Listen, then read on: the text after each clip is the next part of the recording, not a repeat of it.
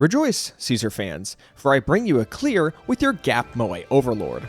I wanted to give my initial thoughts on the Wandering Hunter now that the Deadly Assault lineup has rolled over. Here's my clear across all three bosses, and I will show the builds used for the footage on screen at the end of the video using the third-party build checker Anka.network to consolidate all the information in a few images. So, Wandering Hunter. I'd say overall he's a solid boss, if rather basic in his moveset when compared to the other Deadly Assault bosses we've had previously. There's nothing inherently wrong with that of course, but it really is just a handful of sweeping attacks, some which cannot be parried, and some ranged attacks that can result in buildup of the miasma meter based on the pools they leave on the ground. There is no effect that directly kneecaps anomaly teams this time around, but the Wandering Hunter is stated in the combat intel to have a high base defense as well as an additional 40% defense when under the effects of a miasma barrier, so you'll definitely want to hold off on an ultimate or two to clear that quickly. The Wandering Hunter's mechanic, and by extension your performance point gain, is the easiest 5,000 points you can get in any of the bosses in ZZZ. Just spot the correct Lucia clone and parry the immediate follow-up attack from the Hunter. One thing I want to point out this time around is that the enemy detail section says that evasive assists can also trigger the performance point gain,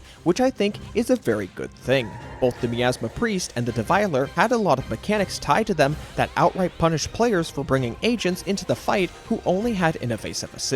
There is of course the potential for players to be frustrated with the hide and seek mechanic if they get bad RNG and lose a few seconds looking for the correct Lucia clone. You'll notice in the footage on screen that I got lucky and the correct clone was already in my line of sight and I passed the mechanic incredibly fast. It took me 3 tries to get this 22,000 score. The first attempt was a 21,000 with an anomaly Caesar build I made all the way back in version 1.2. After taking a few minutes to rebuild my Caesar for crit instead of anomaly, I went right back in, restarted my second attempt immediately after a bad setup in the first 10 seconds of the fight, and the third attempt is what you're seeing on screen. The Wandering Hunter can be pretty relentless with his attacks, but I also wanted to save Astra Yao for my fight with the Defiler. So, I took advantage of Caesar's shield, 1-cost defensive assist, and high daze buildup with her W engine to synergize with Trigger for some pretty consistent stuns and comfort to ensure my Ellen Jo could reach the end of her combo string. As bizarre of a team this may look to some of you, I did enjoy seeing the back-to-back trigger aftershocks from Caesar's parry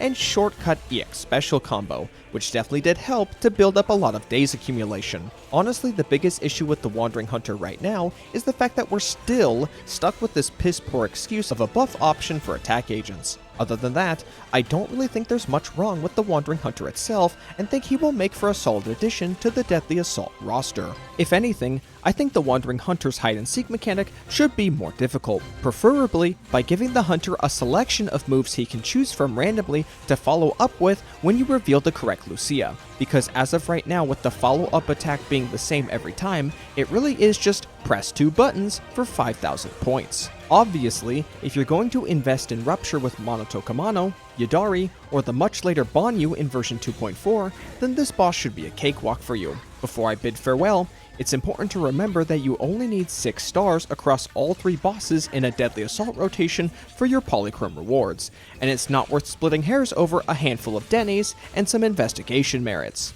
Oh yeah, that last part applies to you guys. Not me though. I spend a shit ton of money in ZZZ. I'm allowed to be as big of a crybaby bitch as I want, and I have no shame in it. Now if you will excuse me, I have some matters to attend to.